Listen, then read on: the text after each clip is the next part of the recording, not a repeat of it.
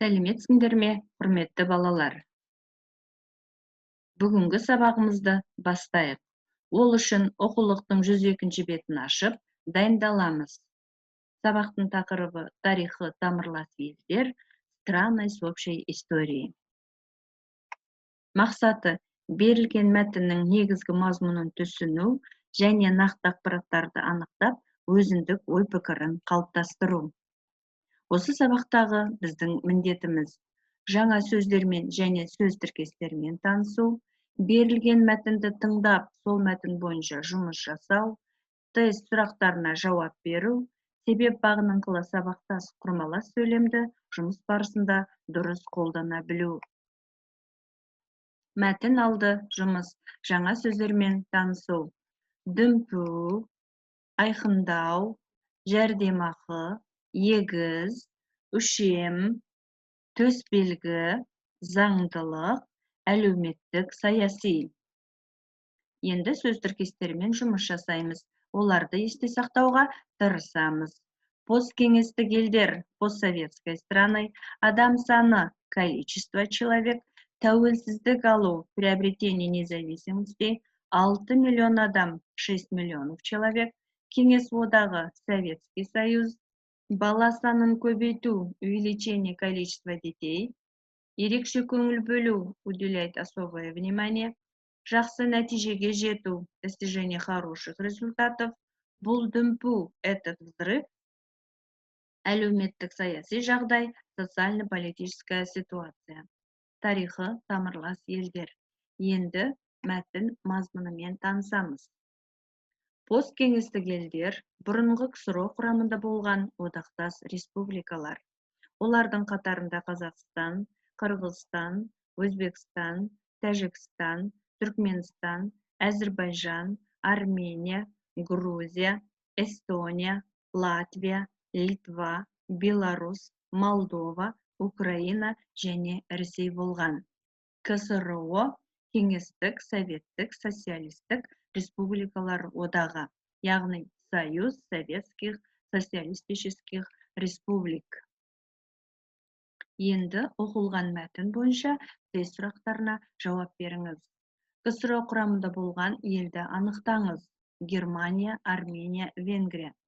КСРО құрамында болмаған елді анықтаңыз. Қазақстан, Ауғанстан, Қырғызстан. Посткеңестік елдер құрамында неше ел болған? 15, 12, 17. КСРО орысшаға қалай аударылады? Енді, 10, СССР. Дұрыс жауапты қызыл түспен бояңыз. Мәтінмен жұмысты жалғастырамыз. Ол үшін 102-ші беттегі 3-ші тапсырманың 1-ші азат жолын тыңдаймыз. Содан соң сөз тіркестерімен жұмыс істейміз және тест сұрақтарына жауап береміз. Сонымен мәтінді тыңдаймыз. Посткеңестік елдерде адам саны күрт азайып келеді. 1991 жылы тәуелсіздік алған соң Украина 6 миллион адамға кеміді. 1980 жылдары Кеңес одағы бала санын көбейтуге ерекше көңіл бөліп, жақсы нәтижеге жетті. Бірақ бұл дүмпу көпке созылмады. КСРО тараған соң, барлық республиканың әлеуметтік саяси жағдайына байланысты бала туу көрсеткіші азайып кетті. Себебі мемлекеттік балабақшалар жабылып, олар жекешелендірілді. Соның нәтижесінде бала қарау шығыны артты. Күнкөріс шығыны көбейгені сонша, көп балалы отбасылар кедейлене түсті. Көп балалы отбасыларға жәрдемақы төмендеді. Енді осы оқылған мәтін бойынша тест сұрақтарына жауап беріңіз. 1991 жылы тәуелсіздік алған соң Украина неше миллион адамға азайды, яғни кеміді?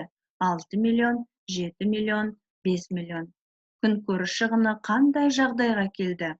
Демографияға жақсы әсер етті, көп балалы отбасылар кедейлене бастады, жәрдемақы 2 есе өсті.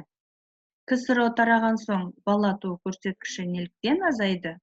Балабақшалар ашылды, жұмыс орындары көптеп ашыла бастады, әлеуметтік саяси жағдай төмендеді. Көп балалы отбасыларға берілетін не төмендеді? Жәрдемақы, жолақы, Еңбекақы. Дүмпу сөзінің орысша баламасын көрсетіңіз. Ситуация, взрыв, пособие. Сөйлемді аяқтаңыз. Мемлекеттік балабақшалар жабылып, қаржыландырылды, көшірілді, жекешелендірілді. Дұрыс жауабыңызды қызыл түспен белгілеңіз.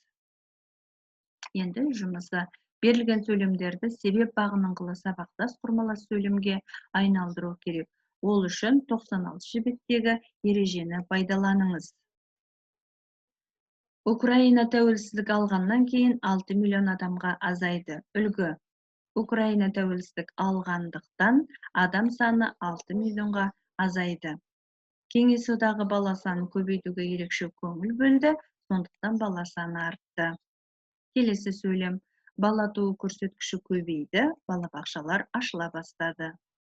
Күнкөріс шығыны көбейгені сонша, көпбалалы отбасылар кедейлене бастады.